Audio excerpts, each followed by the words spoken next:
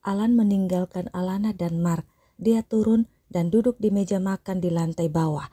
Dia menangis di sana. Pak Yono memberinya minum. Minum dulu. Tenagamu pasti terkuras karena emosi dan apa yang kau lakukan tadi. Mungkin kau mengira Pak Mar pantas menerima pukulan-pukulanmu itu. Tapi kau tidak tahu apa yang dijalaninya selama ini. Dia memang playboy, tapi setelah dia bertemu adikmu, dia berubah. Saya ikut mencari Alana selama bertahun-tahun. Itu kesalahan saya, karena saya tidak mencatat data dan alamat Alana hari itu. Saya pikir Pak Mar mencari adikmu karena saya yang menuduhnya mencuri. Tapi ternyata ada hal lain. Saya baru tadi diberitahu Pak Mar kejadian sebenarnya yang jadi alasan dia mencari Alana selama 7 tahun ini. Saya sangat senang Pak Mar menemukan Alana juga anaknya. Saya berharap mereka menikah. Itu sudah seharusnya. Jadi saya mohon jangan memarahi apalagi membenci Pak Mar. Dia sudah sangat menderita selama ini, kata Pak Yono panjang lebar. Alan terdiam dan menghapus air matanya. Walau begitu, dia masih emosi dan marah pada Mark. Hai, apa kabar kalian semuanya? Semoga My Dear Risti di mana saja tetap sehat dan apa yang dicita-citakan, apa yang dikerjakan bisa berhasil. Oke? Terima kasih untuk kalian semua tetap setia mendengarkan, membaca novel-novelku di channel YouTubeku ini. Yang belum subscribe, please. Yang like dan komen, thank you. Dan jangan lupa teng-teng loncengnya, oke? Sementara di lantai atas, Alana berhenti menangis dan buru-buru melepas pelukan Mark. Cari kesempatan, dasar mesum. Gerutu Alana melotot pada Mark. Tapi Alana langsung memalingkan mukanya karena melihat wajah Mark yang lebam. Tempat obat-obatan di mana? Tanya Alana. Mark menggeleng. Rumahnya sendiri aja dia nggak tahu di mana tempat obatnya. Ya sudah, kalau begitu obati aja sendiri. Nanti kalau aku yang nyari-nyari, dituduh mencuri lagi, kata Alana dan langsung turun. Dia ingin mencari Amara. Tadi setelah bangun, Amara bersorak gembira dan keluar masuk seluruh ruangan rumah itu. Pak Yono dengan senang hati menemani Amara dan membawa Amara mengelilingi taman dan halaman di rumah itu. Dia menemani cucunya. Pak Yono tidak merasa lelah walau dia ngos-ngosan. Amara sama sekali tidak pernah diam dan tidak merasa lelah. Saat Alan memukul Mark, Sari, istri tukang kebun, memberitahu Pak Yono dan menggantikan Pak Yono untuk menjaga Amara. Mami, Ara suka di sini, Mami, teriak Amara saat melihat Alana. Pak Yono pucat dan salah tingkah. Tadi dia sudah bertemu Alana, tapi situasinya sedang panik karena Alan memukul Mark. Jadi sekarang Alana menunduk pada Pak Yono. Nyonya, saya minta maaf Nyonya, saya salah, kata Pak Yono bersimpu di depan Alana. Tentu saja Alana terkejut dan jadi mundur. Pak, Alana tergagap, tapi tangan Amara sudah menarik tangannya untuk berkeliling, meninggalkan Pak Yono yang masih bersimpu. Di dalam rumah, Alan duduk berhadapan dengan Mark. Tahu dari mana? Tanya Mark pelan menatap Alan. Apa itu perlu? Balas Alan ketus. Perlu dan sangat penting untuk Alana. Menjaga namanya, itu rahasia, kata Mark lebih ketus lagi. Dari laptopmu, aku menontonnya, jawab Alan pelan. Mark tersadar dengan muka memerah, dia sangat malu. Mark sendiri merasa sangat malu saat menonton rekaman CCTV itu dulu. Karena sangat jelas terlihat Mark begitu bernafsu menyetubui Alana yang juga tak kalah birahi akibat obat perangsang. Mark membuang muka, tak berani menatap Alan lagi. Kenapa tak memberitahu saya? Kata Alan menahan emosi. Apa yang harus kuberitahu kalau aku juga tidak tahu apa-apa? Aku tidak mengenal adikmu. Adikmu itu tidak pernah datang menemuiku apalagi mencariku. Dia malah menghilang. Kau pikir apa aku akan membiarkan dia pergi kalau aku tahu? Kata Mark membuat Alan terdiam. Mark benar. Adiknya yang menghilang dan tidak memberitahu bahkan pada dia kakaknya. Apa yang akan kau lakukan sekarang? Tanya Alan lagi. Aku belum tahu, aku perlu bicara dengan adikmu itu, jawab Mark. Sudah begini tapi tidak tahu harus apa. Alan emosi lagi agak berteriak. Aku bertemu adikmu itu baru 2 kali, saat kejadian dan hari ini. Dulu dia dalam pengaruh obat perangsang dan menghilang. Hari ini dia baru saja diculik. Kau pikir apa yang harus kubicarakan dengannya? Adikmu itu ketemu aku saja sudah gemetaran dan dia mau kabur lagi tadi, kata Mark. Dan mereka berdua tersadar. Alana, teriak Mark dan Alan bersamaan dan langsung berlari mencari Alana. Mereka takut Alana kabur lagi membawa Amara. Mark dan Alan lega melihat Alana memeluk Amara di tepi kolam renang. Mark membiarkan Alan bersama Alana, sementara dia kembali ke kamarnya. Dia ingin menghapus file di laptopnya, tapi ternyata laptopnya sudah hancur berantakan di lantai di kamarnya. Mark lemas berbaring di tempat tidurnya. Dia sudah menemukan Alana dan anaknya. Dia harus pergi dari rumah ini. Rumah ini sudah atas nama Alana dan rumah putihnya sudah untuk anaknya. Dia bisa membeli rumah yang kecil saja untuk dirinya sendiri. Hei, kenapa ini? Kenapa masih ngamuk-ngamuk? Suara Alana di depan pintu kamarnya membuat Mark terlonjak. Siapa yang ngamuk? Itu kakakmu yang menghancurkan laptopku, jawab Mark sambil duduk bersandar di tempat tidur. Kenapa berdiri di situ? Masuk, duduk di sini, kata Mark. Alana diam bingung. Kita harus bicara. Atau kau mau kita bikin adiknya Ara? Tanya Mark. Alana melotot. Mark berdiri dan menarik tangan Alana. Mereka berdua duduk di sofa di ruang tengah. Kita bicara serius sekarang. Menurutmu apa yang harus kita lakukan? Tanya Mark. Kau ingin menikahiku? Tanya Alana langsung. Menurutmu? Mark balik bertanya. Aku tak ingin menikah. Kalau aku mau, dulu sudah kulakukan, kata Alana tegas walau dengan suara pelan. Nah, my dearisti, siapa yang kecewa nih? Alana gak mau nikah sama Mark. Aku tahu itu, aku hargai, tapi kita harus memikirkan orang tua, keluarga, juga Ara, kata Mark. Keluargaku sudah menerima keadaanku sekarang, kau sendiri gimana? Tanya Alana. Aku tak ingin menikah dengan siapapun kalau aku tak cinta, tapi aku akan menikahimu kalau itu harus. Yang pasti, aku akan membiayai Ara selamanya, juga dirimu. Jawab Mark menatap Alana. Istri anakmu gimana? Ini rumahmu kan? Mereka kemana? Tanya Alana.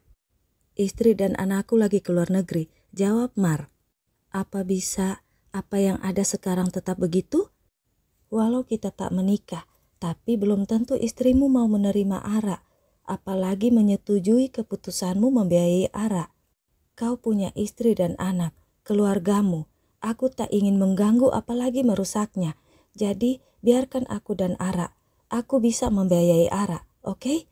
Tanya Alana. Mark menatap Alana lama. Begitu banyak wanita mengejar dan menunggu Mark termasuk Lara. Sementara wanita di depan ini, ibu anaknya, begitu sangat ingin lepas darinya. Batin Mark. Alana menatap Mark dengan mata bulatnya itu. Gimana? Tanya Alana lagi. Mami. Amara langsung berlari memeluk Alana. Alan juga yang baru datang dengan Amara duduk di situ. Ara, Mark memanggil Amara. Oh, why itu? Kok luka? Berantem ya? Dipukulin? Kata mami kan gak boleh berantem. Kan uncle juga ngomong begitu. Ya uncle? Gak boleh, apalagi luka. Sakit ya papa. Mami, apa lukanya bisa diplester? Di tas mami kan ada plester bunga-bunga punya Ara. Buat papa Putra aja deh, kasihan. Sakit ya papa. Amara bercelote kembali. Papa? Siapa yang menyuruh Ara memanggil om ini dengan papa?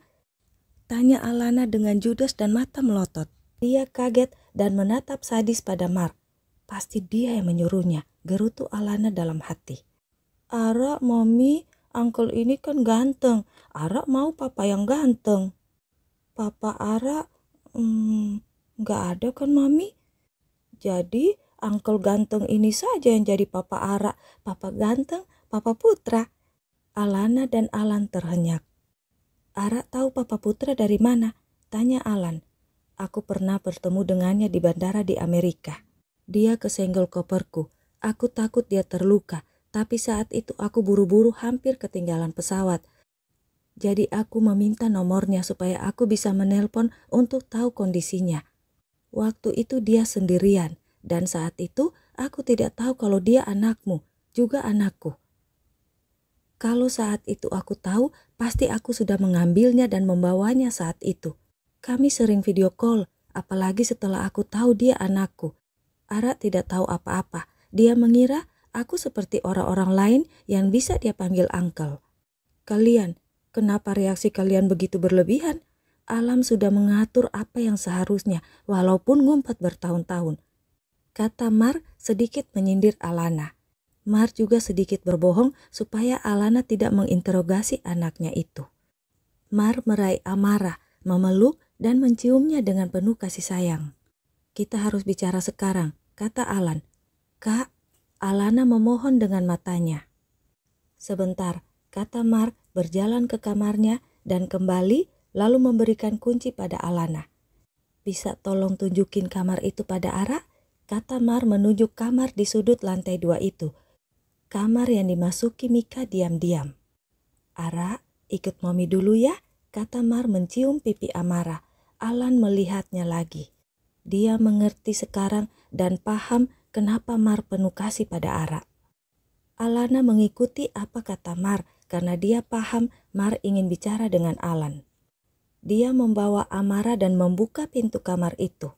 Bukan hanya Amara, tapi Alana pun terkejut dengan kamar itu. Kamar yang luas dan penuh boneka, indah, apalagi foto besar Amara. Alana terpana. Dia tiba-tiba terharu. Laki-laki itu ternyata tidak seburuk pikirannya. Amara kegirangan dan melompat-lompat dengan gembira. Kita kembali pada Alan dan Mark. Walau belum ada keputusan, tapi barusan aku sempat bicara dengan Alana. Adikmu itu tidak mau menikah, kata Mark. Dan kau? Tanya Alan. Aku harus apa? Memaksanya? Tanya Mark. Aku akan bicara berdua dengannya, kata Alan. Laptopku hancur, banyak file penting di dalamnya. Kau harus bertanggung jawab atau harus kupecat. Apa boleh buat? Kata Mark berjalan kembali ke kamarnya. Memecatku? Maksudmu? Alan mengikuti Mark. Mark mengambil kartu nama yang ada di meja kerja di kamarnya dan memberikannya pada Alan. Alan melotot. Kau tidak melihat kartu ini tadi saat kau di sini? Kata Mark. Kau? Aku Mark Putra Dirgantara, pemilik Dirgantara Company. Aku bosmu, kata Mark. Jadi, Alan tergagap. Aku yang menyuruh Pak Wijaya menerimamu. Aku yang mengurus kasusmu di perusahaanmu dulu. Aku juga yang membeli rumah nomor 11 itu. Aku katakan ini bukan untuk menekanmu, apalagi memanfaatkan semua itu untuk menekan Alana, kau dan keluargamu. Semua yang kulakukan termasuk rumah yang kubeli itu memang niatku sejak kejadian itu, membiayai Alana dan keluarganya. Kalau sekarang aku katakan itu semua supaya jelas dan tidak ada masalah yang timbul karena hal-hal itu. Aku tak suka bohong padamu. Alana dan orang tuamu tak perlu tahu itu semua. Sekalipun kau menolak dan tidak menerima semua yang sudah kulakukan itu tak akan kembali padaku. Itu akan ke yayasan sosial. Jadi saranku, sebaiknya biarkan saja semua begitu. Tidak ada yang perlu dipertanyakan apalagi dipermasalahkan. File kejadian aku dan adikmu itu kusimpan, karena hanya itu yang kupunya. Aku tak mengenal adikmu, tak punya info apapun tentang dia. Jadi itu kusimpan supaya aku bisa mengingat wajahnya. Sekarang aku sudah menemukan mereka. Aku berniat menghapus file itu, tapi kau sudah menghancurkan laptopku. Di laptopku itu banyak file penting dan rahasia, tidak boleh hilang. Kau harus memulihkan file-file itu, dan tentu saja kau akan melihat file-file itu, melihat rahasianya. Itu artinya kau harus menjaga rahasia itu dan tetap ada di Dirgantara Company. Harus tetap ada di sampingku, atau kau mati. Aku mau tidur sekarang, pukulanmu ini mungkin akan membuatku demam. Kau mungkin berasa kau lebih berkuasa karena kau kakaknya Alana. Tapi kau punya banyak hutang padaku, termasuk hutang nyawa. Dan Mark membaringkan badannya, dia merasa sangat mengantuk. Mungkin pengaruh obat pereda sakit yang dia minum. Dia langsung tertidur. Alan merasa agak jengkel, tapi tidak bisa berbuat apa-apa. Dia berusaha memperbaiki laptop Mark di ruang kerja Mark di kamar itu. Sementara Mark yang tidur menggigau, dia bermimpi melihat Alana memakai gaun pengantin dengan laki-laki lain yang menggendong Amara. Mark berteriak, mengejutkan Alan yang sedang memperbaiki laptopnya. Laptop itu terlempar dan jatuh berserakan di lantai lagi. Alan sangat jengkel, rasanya dia ingin membunuh Mark. Tapi dia itu bosnya, juga ayah dari ponakannya. Hold me now, touch me now, I don't want to live without you.